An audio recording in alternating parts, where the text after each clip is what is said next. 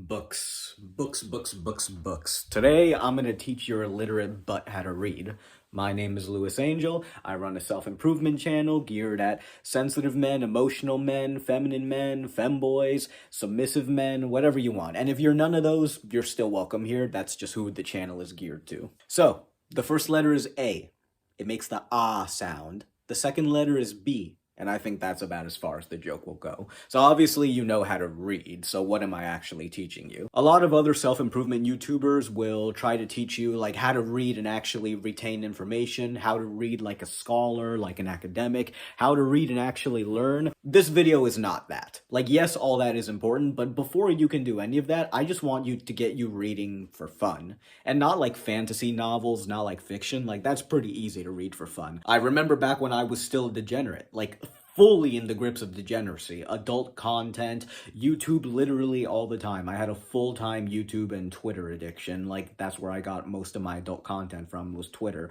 Full-time YouTube and Twitter addiction. Like, that is literally all I did rather than homework. Junk food, negative mindset all the time, fully in the grips of degeneracy. I was still reading a lot of what I was reading at the time was A Song of Ice and Fire, the Game of Thrones books. I decided, you know what? I procrastinate a lot. Might as well replace unproductive procrastination with productive procrastination. So I started reading to procrastinate on my work. And yeah, it was fun, but basically anyone can do that. If you're reading like Harry Potter or fantasy, Harry Potter's good by the way, anyone can read for fun. I'm going to teach you how to read nonfiction, informative self-improvement books for fun. So as a brief warning, it has to actually be a good book. Like, there are some self-improvement books I've read where like I read it once or listen to it on audiobook once, and then I don't want to read it a second time immediately after. Like, if you have to force it, honestly, just switch books. There are some books that you can read like 2-3 times in a row and they don't get old. The book I'm currently reading right now feels like one of those. It's called The Buddhist Teachings and Introduction by Thanissaro Bhikkhu. I'm reading it the second time, and honestly, I feel like I could read it like 3 or 4 more times. Like, it's just really good.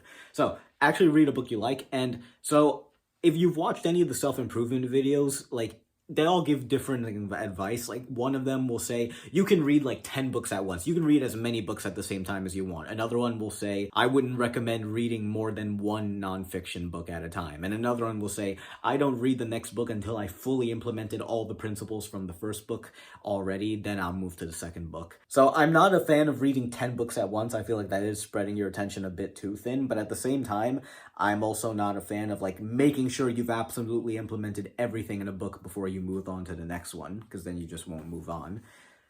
I tried that where like I make sure every time I read, I take notes on how I can use that in my life to improve. I tried that. The problem is that's good for like getting the most out of the book. The problem is it's going to make it that you don't want to read the book to have fun. You don't want to read the book in your breaks because you want to take a break, you want to relax, you don't want to write more, even if it's notes on the book. This resulted in me not reading the books in my breaks. Like, I have these good self-improvement books. It's good to read them when you take a break from your work, and I wasn't reading them. How did I solve this? Listen closely, because this will save you months of time.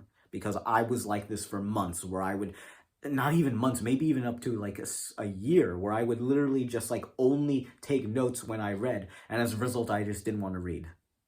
You ready? It's just reread the same parts over again. Now again, if it's a boring book, you're not going to want to do this and just move on to another one. But if, believe it or not, you can, if the book is good enough, like the one I'm currently reading, you can actually read the same part 2 or 3 more times and it doesn't get boring. Because I'm gonna tell you what you can do. You can try to memorize it in your mind and like make like mental notes. Making mental notes is not nearly as extensive as making written notes. When you make written notes, it feels like a lot of effort. If you're like, okay, I've read this part already. I don't want to move on to the next part until I fully digest this information, but at the same time, I don't want to take meticulous notes. No problem. Just read it again. This time, pay closer attention to it and like really try to make all the inner workings make sense in your head. Like, okay, this leads to this, this leads to this. How does this manifest in my life? How does this show up in my life? What can I do here? Like, just take temporary mental notes. You don't have to write them down. Me personally, what I've also been doing is I've been highlighting and adding notes to those in the book.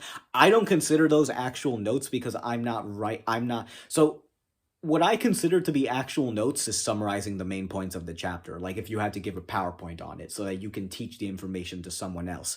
I think that's actually a bit more complicated because you have to take it, condense it to the important parts, and say it in your own words. I think it's actually really easy to just make notes, like highlight and insert notes on the computer, because then it's just you spitballing your ideas of whatever comes to mind. I hope you found this advice helpful. Pound those books out. See you later, brother.